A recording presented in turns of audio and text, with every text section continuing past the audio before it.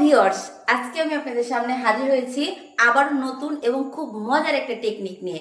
এর আগের ক্লাসে আমরা দেখেছি কি পূর্ণমাত্রা কয়টি, অর্ধমাত্রা কয়টি, কিন্তু আজকে আমরা জানবো অর্ধমাত্রা গুলো কি কি। তাহলে এই অর্ধমাত্রা আমরা জানি মোট 8টি।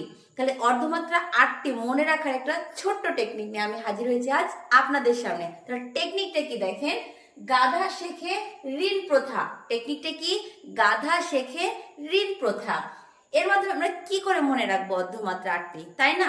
খুব সহজ বন্ধুরা। দেখেন, গাধার গ, ধা, ধ, শেখে তালে বর্ষ, খতে কি খ, ঋণে রি, মূর্ধন্য, তারপরে প্রথার প, থ এর কি থ। তাহলে গ, ধ, তালবস্য, খ, রি, মূর্ধন্য, প, থ। এই যে 8টি বর্ণ, এই 8টি বর্ণই তো হচ্ছে আমাদের অর্ধমাত্রা। কিন্তু একটা একটা করে মনে রাখতে গেলে খুব কঠিন না, এই জন্য আমরা টেকনিকটা মনে রাখবো। টেকনিকটা কি?